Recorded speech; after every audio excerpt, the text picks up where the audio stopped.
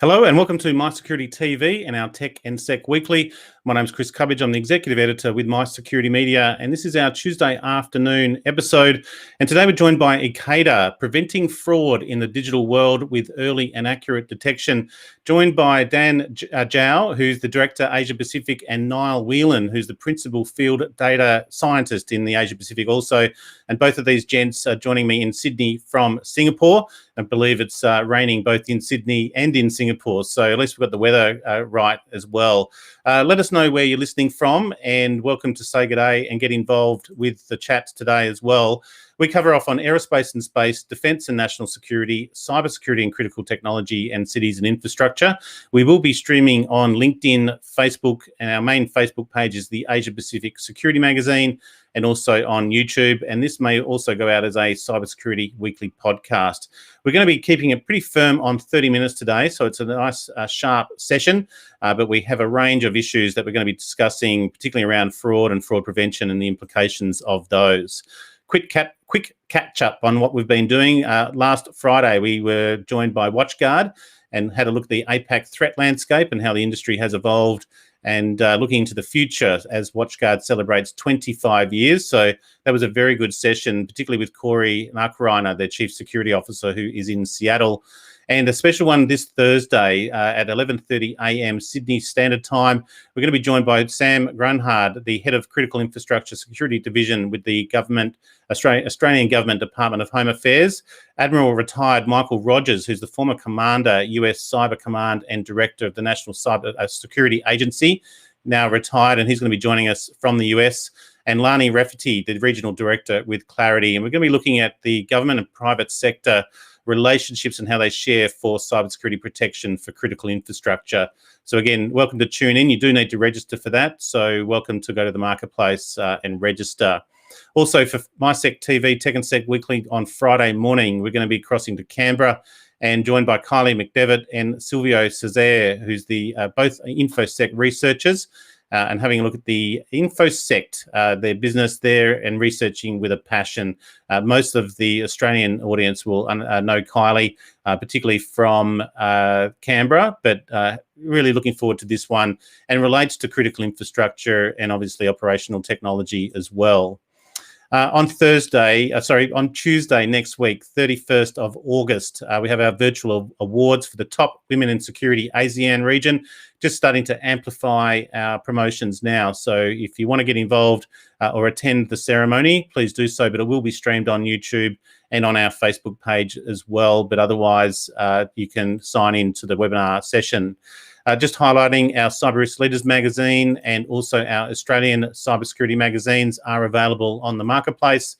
And thank you to our sponsors, Secure ID and RSA Business as well. If you want to get involved with the channel or support the channel, welcome to check out our merchandise on the marketplace. And otherwise, that is it from me and the MySecurity Marketplace. And let me bring on Dan Jiao, the Director Asia Pacific, and Niall Whelan, a Principal Field Data Scientist, making sure our screens come up for Asia Pacific. Dan and Niall, welcome for joining, and thank you very much for joining us. Yeah, thanks for having me. Great. And just for the audience listening, welcome to let us know or any particular insights or comments or questions that you have of Dan and Niall, particularly on fraud and fraud prevention. And Dan, I think we'll start with you in terms of your role, Regional Director there for Ekata, and maybe introduce us to Ekata. And obviously what you do is in the fraud prevention field. And then we'll move in more of the deeper dive with Niall in terms of the data science aspects. So over to you, Dan, and a little bit more about Ekata. Yeah, for sure. Some people might know Ekata a lot more now. We're recently acquired by MasterCard. Yep. So we're happy to be part of them and complementing some of the cybersecurity and fraud prevention solutions that they offer to merchants, issuers, and payment acquirers. Ekata already works with many of the leading ones across the Asia Pacific region. And what we really do is provide digital identity verification products that can allow our customers, whether it be during a digital account onboarding or during a transaction, to assess the identity risk of an individual, primarily for fraud prevention, but also more importantly, and which we'll talk about today, with being able to reduce friction, ensuring that those good customers get great experiences with your brand and can be able to interact with it with minimal roadblocks. So I suppose sorry, go. I was just gonna say, yeah, I'm happy to be here. I've been at Ekata for 4 years, and I've seen our evolution grow globally. And with the partnership with MasterCard, it's an exciting time to be here. When did the acquisition happen, out of interest? The acquisition was formalized in June, finalized through all the close. So we're just on the back of that.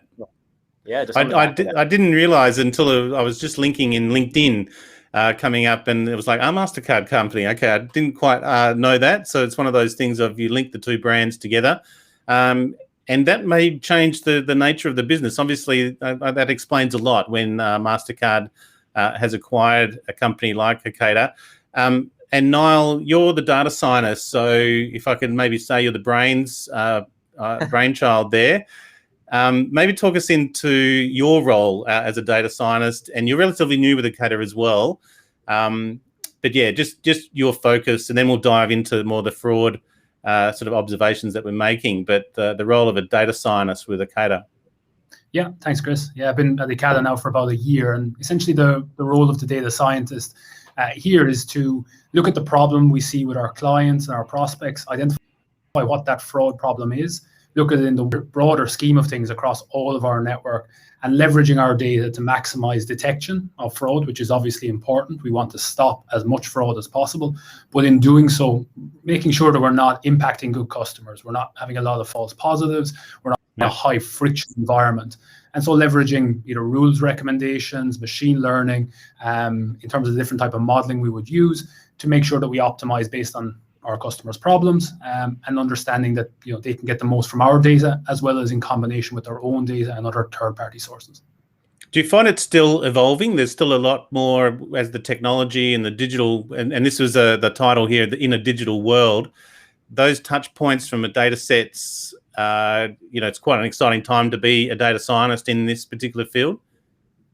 Yes, very much so. How you integrate the different types of data you can utilize, how sometimes they don't always combine so well together, and the challenges you face in that. Being a data scientist and be able to research that and do the analysis on it is really exciting. And the amount of data we have available now to leverage, keeps growing and keeps kind of going, but that comes with the challenges as well of just huge data sets. I bet. Well, look, the other one, Dan, if you can, maybe your observations on fraud itself and the trends, and also the different types of fraud is something else we wanted to cover. But just your general sort of trends in e-commerce and payments, as I've got here in my notes, and the landscape of fraud abuse. General observations, because I wouldn't even know where to start on how wide or broad this is. Yeah, for sure, Chris. And I'm sure everyone who's been listening to different types of webinars or thought leadership pieces wouldn't be surprised to hear that the COVID-19 pandemic we've been all going through as a society for the last year and a half has really accelerated the movement to digital channels, right? We're all starting to do our grocery delivery or food delivery on those channels. We're starting to do digital banking, and that's been accelerated quite a bit. So much so that, we've seen 50% year-over-year growth from 2019 to 2020, which brought the whole industry for e-commerce, as an example, to $4 trillion US. And that was something that we didn't expect to see happen until 2025. So to sum it up, it's 5 years of growth in 1 year time span, and that's how powerful this pandemic has been. Just for reference, in Australia, 36 billion Australian dollars for e-commerce last year. It's now become the 10th largest in the world, and now we know large markets like China and Japan also are in that top 10 for e-commerce markets in Asia Pacific. One of the big trends I would talk about, and this translates really well in the fraud, is there's a lot of new people who are used to do retail, brick and mortar, and they're starting to shop online for the very first time. As a reference, 1.36 million new online shoppers came online in Australia. In other emerging markets like Southeast Asia, 40 million new online shoppers came online last year. So what this typically means, Chris, is there's a lot of people now, and this is great for online business, but it also means a lot of people who get exploited. Their data is up for sale. They're tricked into phishing attacks where they might give up sensitive information. And this is usually what leads to the different types of fraud that we're seeing in the industry today, whether that be around stolen credit card fraud, someone trying to use your credit card for an unauthorized transaction. 85% of all card fraud right now is on card not present channels in most markets. And then there's even more advanced types of fraud occurring because now you're trying to offer convenience to your good customers, such as through click and collect. Buy online right now and then be able to go to the store and get instant fulfillment. This is great for customers. Well, one of the things I wanted to click and collect, but also the promo abuse was another key area I wanted to cover as well. Yeah, that would be the third type. So card fraud, click and collect, and then promo abuse is becoming a lot bigger now because in this race for these brands who are trying to acquire new customers for the very first time, this is very true for like on-demand marketplaces, like an Uber trying to compete against Lyft. In Southeast Asia, there's Grab and Gojek who are becoming super apps that offer fintech services and payments as well, where how they acquire people is they try to give an incentive. If you create an account with us, we'll give you $10 off your first purchase, or I'll be able to give you some type of rebate if you do more transactions with us. And this is great for good customers. All these features are wonderful. But then what the problem is there's abusers who can come in. It's easy to create an account now. You just need a phone number or an email address. And then if you can't verify that that's actually a legitimate Chris Cubbage or not, then you might be giving that away to the same person over and over because they're creating that same account. So that's a huge problem we're seeing. And what's the sort of the correlation there? There has been a rise in fraud, or is it the sort of the threat landscape just broadened and the fraud is the same? So more crooks entering the market going, well, hey, there's $1 to be made, or it's like shooting fish in a barrel. There's so many that the correlation of fraud rising as well as the fraud attacks and the money costing consumers as well. Is that being reported at the other end? Yeah, I mean, fraud continues to rise by double digits each year. It's a growth economy. It's somewhere around $20 to $30 billion of US dollar losses per year. And just as a frame of reference, if you think about it anecdotally, the pandemic created a lot of hardship for people. So there were some people who were turning to fraud in order to make ends meet. And that's they're at home. What else we're going to do? I mean, and we have seen the same thing with the dark web as well. Like most people, not most people, but some people are accessing the dark web for the first time, and it's quite easy. Niall, I suppose from a consumer's perspective, you want to facilitate that e-commerce. You want to facilitate the click and collect. Might be people's first time, so you've got to make it as simple as possible. There's two questions I've got kind of in mind of. One, what should consumers be on the lookout for? And then the other one is, where does a company like Ekata come in and go, okay, we are protecting you at certain points of that transaction? So maybe go with the first one. What are some of those red flags that a consumer might want to be looking at from the data sets? Yeah. If you look at from a consumer perspective, what you've seen is these massive phishing attacks. You've seen these kind of, I constantly receive calls every day where my bank apparently is calling me, and a lot of people are falling for this. A lot of people who are, not necessarily kind of overly savvy with kind of the type of attempts that are being made, and so that data is then being released, and obviously that's then being used on the far side by fraudsters. So really kind of, I think, being aware of kind of the type of attacks that are out there from a banking perspective in particular, you could be targeted. And also even as part of the pandemic, a lot of kind of in Singapore in particular, there are calls going around like Ministry of Health is ringing you up about your COVID vaccine. And a lot of people are falling for this. And a lot of data is being kind of accessed through this, not necessarily on the mass data breaches side of things, but more on kind of this, small scale phone calls and being leveraged from there. In terms of from the pandemic, in terms of the approach, in terms of how Ekata is kind of solving for that, as we see more and more people coming online and we see more and more of this fraud occurring, essentially a lot of the clients we work with are really struggling to differentiate these new customers versus kind of this potentially new customer or fraudster. They're not really sure. And leveraging, I think, some of the data sets around authoritative data, Ekata leverages a lot of what we call our graph database, which really looks to take data around telcos, credit bureaus, any authoritative sources where if I'm a good customer and I sign up to pay my phone bill every month, that's a really trusted indicator that this person is real. Fraudsters don't tend to do that so much. And so we're able to leverage this graph database to really kind of indicate trust and indicate kind of positive signals. That's one of the really key kind of attributes we have. The second one is acknowledging that you don't, say you're an e-commerce marketplace, you don't necessarily have the full picture of what this new person who's signing up for your account is doing. You may have no information. and that's a challenge. And really leveraging kind of this person could perhaps have been, on a data service recently, leveraging Afterpay, for example, could be leveraging a whole host of different, travel activity in the past that may be really relevant to their current circumstances, or maybe indeed be using banking services that may be really relevant in terms of having a bank account, having that information. And so it's leveraging that network of data to essentially take a bigger picture, the broader ecosystem picture of what this person is doing, and taking those data points to actually inform your decision based on the very little data you have, and essentially enriching that and enriching the feature set available to you. So it's about anonymizing the data sets, because they don't need to know who you are in terms of your identity until that maybe that point of payment, but everything around that should build up, as you say, a sort of indicators of trust. And it's sometimes, I think we've spoken to data science recently on Tech and Sec Weekly as well, where in fintech sectors also, where they don't need to know your name or necessarily your specific address, but your age is a good indicator of your behaviour, your sort of location of spending, as you say, paying that certain bill at the same time every month indicates that you are the person in control of that card.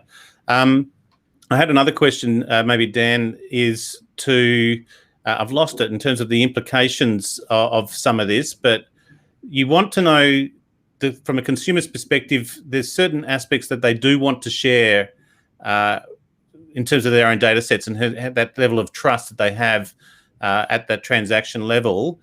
What are some of the partners that you have in this? Do you have an ecosystem of partners that you work with and share certain information across? Yeah, building upon what Niall mentioned, we have this identity graph, and the partners we have there are around data providers that we might work with. They might be telcos or utility companies that we can purchase data from. And then keep in mind, Ekata and MasterCard's principle when it comes to identity verification is around privacy and security centric. Yeah. We only use this type of data for fraud prevention, which is in the legitimate interest of consumers like you and me to make sure that our information isn't being used for identity theft or card fraud or even promotion abuse. The other aspect of it too, it's really powerful, is we use an anonymized data set that comes from customer interactions. So you can imagine Ekata has some of the leading global and regional players from e-commerce retail, travel, fintechs, buy now, pay later, issuing banks that all use our service. And the community effect that we create within what Niall mentioned is our network that allows us to essentially look at, hey, I've seen Niall use his phone number and email address combination at one day to open an Afterpay account. The next day he's maybe booking a ticket with Qantas Airlines. And then the next he's doing e-commerce transaction through Amazon. So those are some of the key things when we work with partners. It can be our customers and it can be other data providers that are third party to us that help ensure we have the right data set to prevent fraud. Well, the other one I've had, and I don't remember what the question was now as well, I've mentioned your partners. Who are your customers at the end of the day? You've got your consumers, but they're maybe not your customer. Where does Ekata sit in the process? And who do the people you talk to in terms of your client base? Dan? I can take that. Oh, Neil? I was asking Dan, but otherwise you take it. I thought you had asked Niall. Sorry, Niall. Yeah, now I can talk about this. He works a lot with the users of our solution. Got it. Yeah. And so go. Yeah. Yeah, we essentially can cover a broad range in the industry, but essentially we can focus across e-commerce, fintech, and really anywhere where you're talking about opening an account, making a transaction, changing any details essentially on your information. So some of our key accounts in the Australia market, Afterpay, we've probably mentioned a couple of times now, several buy now, pay laters, Home Group is another example of that. E-commerce players that we work with, such as Meyer, Super Retail Group. So and really any of the banking institutions, obviously, at account opening. So minimizing your risk at that point to essentially anyone new coming in. So from that perspective, we really have a broad range of coverage. Globally, we work with some of the biggest players you can think of, Amazon being obviously one. And regionally, obviously, we focus on here in Southeast Asia, some of the marketplaces in particular as well. So Lazada will be one of our customers here where we do a lot of work with. So it's quite broad, but any of those risk points essentially. And that takes us to the potential implications from their client perspective. What are you talking to clients about? What are the implications in terms of their risk profile and the business case for using sort of an Ekata type solution? Yeah, Jan? I can take that. I think when it comes to fraud, everyone knows about the direct losses. If you're taking credit cards, it could be a chargeback. If you're doing a loan, you lose the loan money. But the hidden cost behind fraud and the implications is really customer experience. That can be really high main review costs. You're having to have people look at your transactions or applications before you release them. And that can be a really detrimental experience, especially when companies like Amazon and PayPal are creating really frictionless one-click checkout experiences. The other piece of it too then is your false positives. There's a huge worry now that fraud systems are too conservative and overly tuned, where you might block customers that are actually legitimate, but your fraud system thought they were actually a fraudster. So those are like the two really key things, the main review as well as the false positives. You don't want to lose revenue from your good customers in the interest of security. So that balancing act is something we see be really critical here at Ekata, but also with all of our clients that we work with each day to optimize their systems. Maybe talk us through the sort of the last, we've split this up so because fraud prevention can be quite broad, but the friction reduction, you just mentioned you don't want a false positive on a legitimate customer. That's quite critical. In fact, that customer is probably not going to come back if they've been blocked.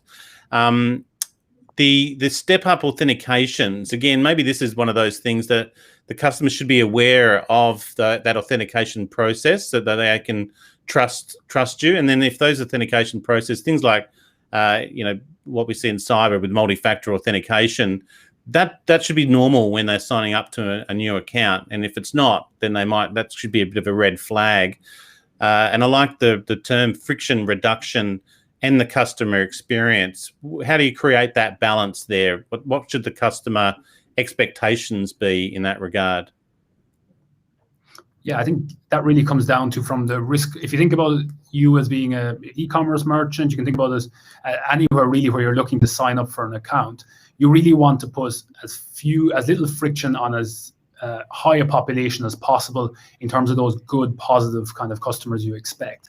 So, for example, if you're signing up for a buy now, pay later service, which essentially focuses somewhat on the lending aspect of things, you really are moving towards, can you get as many people through the account opening system with as little fraud as possible while putting as minimum kind of impact on those. So if that's like a national identity check, or if that's a two-factor authentication, a step up, an OTP, can you minimize that where possible so that me as the customer at the end result doesn't have to feel like this is an arduous task? I'm clearly a good customer here. Why do I keep having to do this?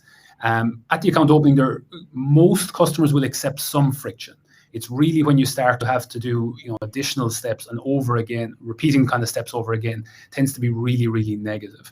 What we also see at the payment side of things, so say when you're making a payment, and this is somewhat endemic in Singapore, is actually you'll tend to have to do a step up every time, even if you're repeating that transaction, if you're doing very similar transaction types. And that tends to be where, for me, coming from living in the UK until recently, that's a big kind of difference where every kind of payment is taking that step up. And actually, can you reduce those step ups where possible? Because you don't necessarily need to continuously ask for the step up if actually you have a lot of information to indicate this is a very trusted payment event. So that's where we kind of look to see, can we minimize that and put customers through the right channel of friction. We essentially look to split customers out into different kind of risk profiles and then identify the correct level of friction to apply based on that risk profile, again, to minimize the fraud, but also to minimize the impact on those customers. And that brings us to, there's obviously frameworks involved here. And again, we've got the CNP fraud mitigation framework. What are the sort of parallels? What are the sort of frameworks comparative to what you might see here in Australia, Southeast Asia, and maybe obviously the benchmarks would potentially be Europe and the US or elsewhere? Yeah, what are the parallels there in terms of the frameworks that your clients will be looking for and that you meet? Yeah, for sure. Europe tends to be the leader when it comes to regulations around payment security. They have something called the they call it PSD2, the Revised Payment Services Directive, which introduces the concept of SCA, which is just a fancy term called Strong Customer Authentication. It's a way for you to verify with confidence through some type of two-factor authentication, something you know, something you are, it might be a biometric, and something you own, it might be like a device. Yeah. And that's one of the ways that Europe has led the charge in making sure more payments are secure. There's less chargebacks and fraud when it comes to doing card payments. The same has happened now in Asia, starting with the Australia region. So there's the CMP card, the fraud mitigation framework that launched back in July of 2019. It started taking some enforcement by the end of the year. Essentially, what it benchmarks is that e-commerce merchants should look to be below 20 basis points, or like 0.2% fraud rate for at least 2 quarters. And if they're over that for 2 quarters, then they would have to go and implement SCA, which is another way for saying friction, where you're going to require that customer to do a SMS OTP. And what we know right now, Chris, is 30% of customers, at least in Australia, drop off when they have to go through that additional authentication. Another thing that you mentioned with false positives, what we know about the industry, I mentioned fraud is a $20 billion problem. False positives is 10x that. It's somewhere around $300 billion per year of losses. And then what's worse is 30% of the time when you're a good customer being falsely rejected, you never come back to that retailer or that online business. You go to a competitor, and that's what's also evolving in our industry today. There's many options. I think, well, that's the point, isn't it? In this particular space, there's many options for the consumer. So I really like the customer experience here in terms of fraud prevention and the I said it before, the friction reduction. I think it's critical. And it's something even we notice even in our business. Anytime you're dealing with someone on a digital platform, you have to make that experience as best they can. Well, look, we were time specific on this one. And the idea here is also to sort of set this up. We're going to do a deep dive with Ekata. And let me just bring this up here. Niall, we're going to do a deep dive on fraud prevention with a focus on customer experience. This is a webinar we got set up for the 15th of September. I'll put a link into the show notes as well. Maybe just briefly introduce us to what we're going to be covering off on this, because this allows anyone in this space that has either fraud prevention roles or responsibilities or is in e-commerce will probably want to have a look at this from a customer experience. And even if they're not interested in the platform, they should still understand that the customer experience here, really.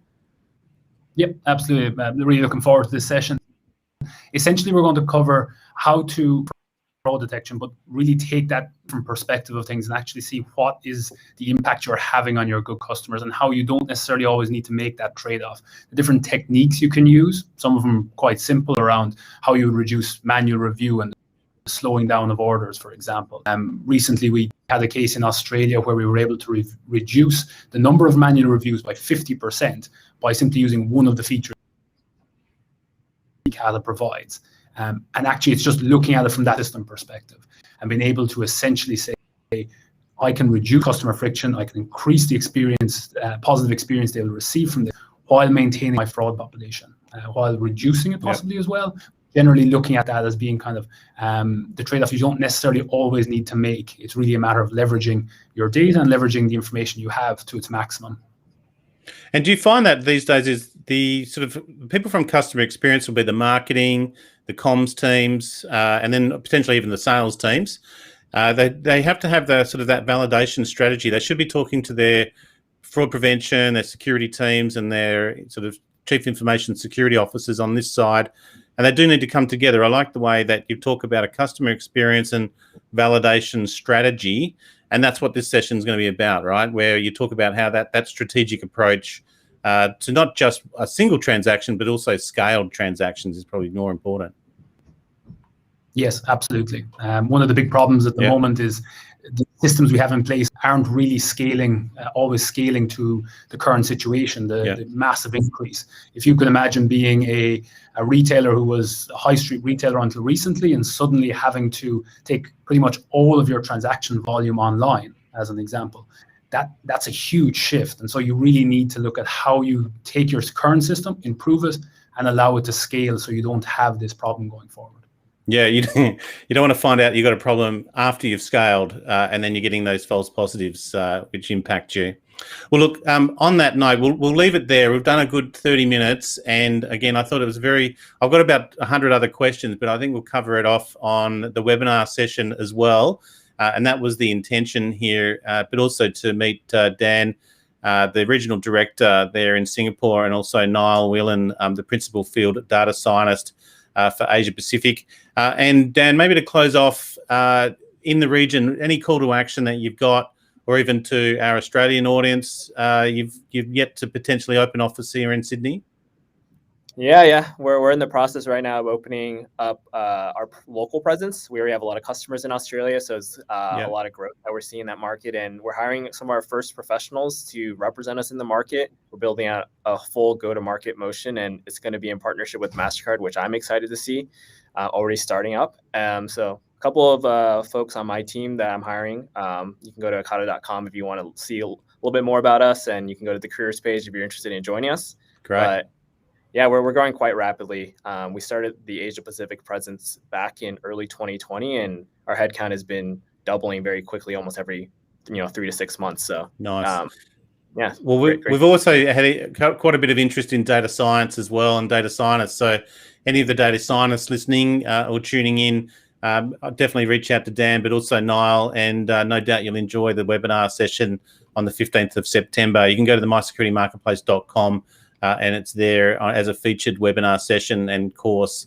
So look, gents, thank you so much for your time. I do appreciate it. We've been joined by Dan Jiao, the Director, Asia Pacific, and Niall Whelan, Principal Field Data Scientist for Asia Pacific with Ekata.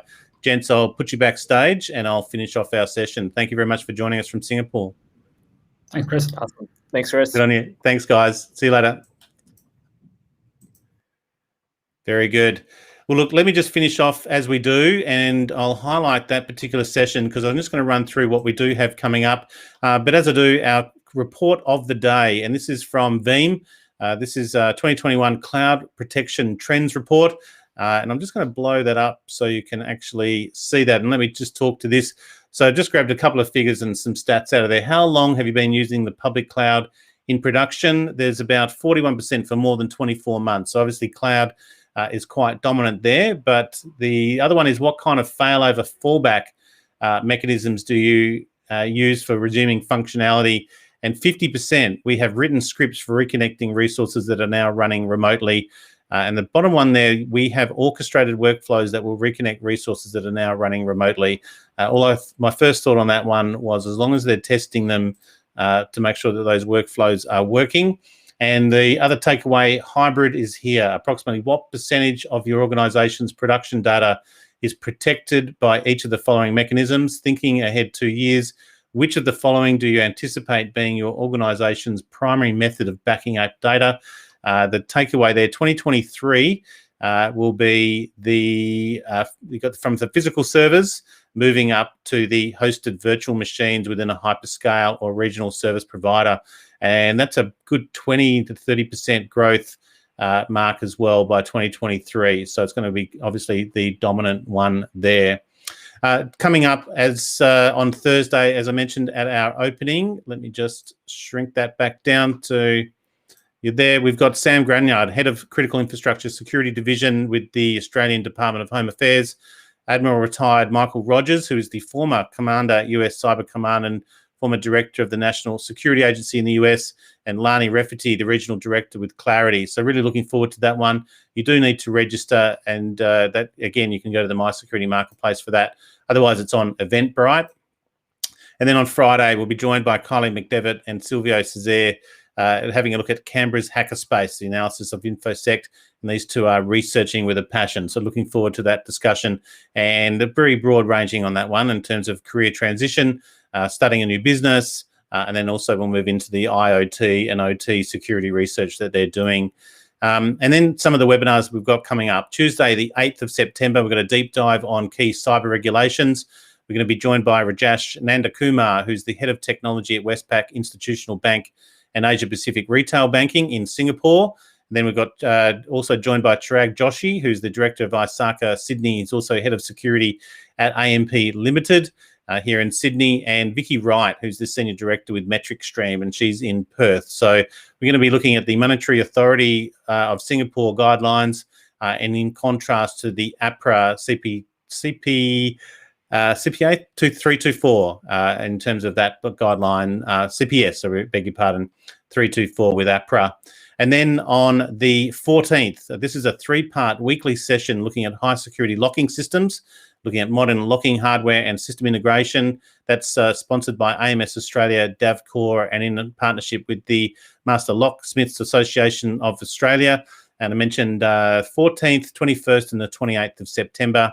And then on the 15th of September, so this is a Wednesday session, we will be joined by Niall, Whelan again, the Principal Field Data Scientist Asia Pacific, looking at the unnecessary trade-off. So that fraud prevention with a focus on customer experience. Looking forward to that one with his data science hat on. And then finally on that Thursday, the 16th of September, why endpoint to cloud security is essential, looking at Lookout's CASB and UEB frameworks there with Don Tan, the Regional Director, APJ with Lookout, and I believe Don is also in Singapore. So we're crossing over to Singapore a lot that week. That's it from the marketplace, and please join us again on Thursday's session with Clarity and the Department of Home Affairs. But otherwise, enjoy the rest of your day, and we'll see you on Thursday, and then Tech and Sec Weekly next Friday. Thanks for joining us.